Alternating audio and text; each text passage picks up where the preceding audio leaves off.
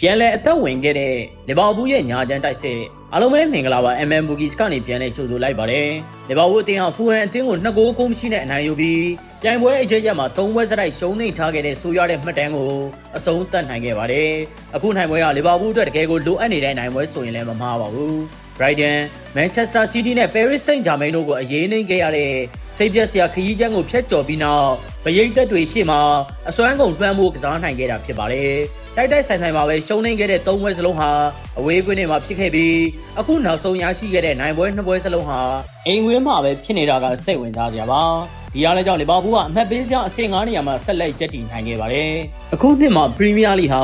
ဥရောပဘောလုံးအဖွဲ့ချုပ်ရဲ့သတ်မှတ်ချက်အရအဆင့်9နေရာဟာချန်ပီယံလိဝင်ခွင့်အတွက်စိတ်ချရတဲ့နေရာတစ်ခုဖြစ်လာခဲ့ပါပြီ။ဒီပြန်ဖြစ်သူအာနယ်စလော့အနေနဲ့ဖူဟန်ကိုရင်ဆိုင်ဖို့အတွက်တေချာပြင်ဆင်လာခဲ့တာကိုမြင်တွေ့ခဲ့ရပါလိမ့်မယ်။အထူးသဖြင့်မိုဟာမက်ဆာလန်နဲ့ဂျယ်ရမီဖရင်ဘောင်တို့ရှိနေတဲ့ညာဘက်ချမ်းတိုက်စစ်အင်အားကိုအစွမ်းကုန်အသုံးချဖို့အဓိကထားခဲ့တာပါ။သူတို့နှစ်ယောက်ရဲ့မနာတဲ့လှုပ်ရှားမှုတွေဟာဖူဟန်ရဲ့ဘယ်နောက်ခံလူအန်တိုနီရိုဘင်ဆင်ကိုအတော်လေးဒုက္ခပေးခဲ့ပါတယ်။ပထမပိုင်းမှာဆိုရင်ရိုဘင်ဆင်ဟာအသင်းဘော်ရီစီကဘာအကူအညီမှမရပဲတယောက်တည်းရုန်းကန်ခဲ့ရတာပါအထူးသဖြင့်အော်စကာဘောဟာကန်စစ်ကိုကူဖို့ပြက်ကွက်ခဲ့တာကြောင့်လီဗာပူးရဲ့ညာဘက်ချမ်းတိုက်စစ်ဟာပို့ပြီးလွတ်လပ်သွားခဲ့ပါတယ်ဒီပြမာကိုဆေးဘာရဲ့ကန်စစ်ပုံစံကိုလီဗာပူးတို့အလွယ်တကူပဲထိုးပေါက်နိုင်ခဲ့တာကိုတွေ့ရပါလိမ့်မယ်ဖရင်ဘောင်ရဲ့တောင်းမဲကစားသမားဆန်ဆန်လှုပ်ရှားမှုတွေကိုဘောကလိုက်မပိတ်နိုင်ခဲ့သလိုတစ်ဖက်မှာလည်းဆာလာကကွင်းမေးစီအထိကတ်ကစားပြီးရောဘင်ဆင်ကိုဆွဲထုတ်သွားခဲ့ပါတယ်ဒါကြောင့်ပေါ်လာတဲ့နေရာလူတွေကိုလိုက်ပိတ်ဖို့အတွက်ဖူဟန်ရဲ့ဗဟိုခံစစ်မှုကယ်ဗင်ဘာဆေးဟာစီးဘေးအထိဆင်းလာခဲ့ရပါတယ်။ဘယ်ဘက်ချမ်းမှာလည်းအာနီစလော့ဟာကစားသမားအင်အားအများအပြားနဲ့ပူပေါင်းတိုက်စစ်ဆင်စေခဲ့တာပါ။ဖူဟန်ဘက်ကတော့လီဗာပူးရဲ့တိုက်စစ်ဆင်မှုတွေကိုတားဆီးဖို့အတွက်လုံလောက်တဲ့ခံစစ်အင်အားကိုမသုံးခဲ့တာကအမှားတစ်ခုဖြစ်ခဲ့ပါလိမ့်မယ်။ဒီလိုခံစစ်အားနည်းချက်တွေကြောင့်လီဗာပူးရဲ့လူငယ်ကျယ်ပွင့်ရီယိုငူမိုဟာနဲ့အန်ဒီရောဘင်ဆန်တို့ဟာတောင်ပန်တွေကနေဖြတ်တင်မောတွေအချိန်ချင်းပေးပို့နိုင်ခဲ့ပါတယ်။ဖူဟန်ကစားသမားဟယ်ရီဝီဆင်က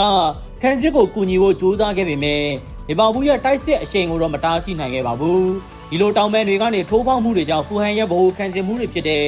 ဘာစီနဲ့ဂျိုဝါချင်းအန်ဒါဆင်တို့ဟာ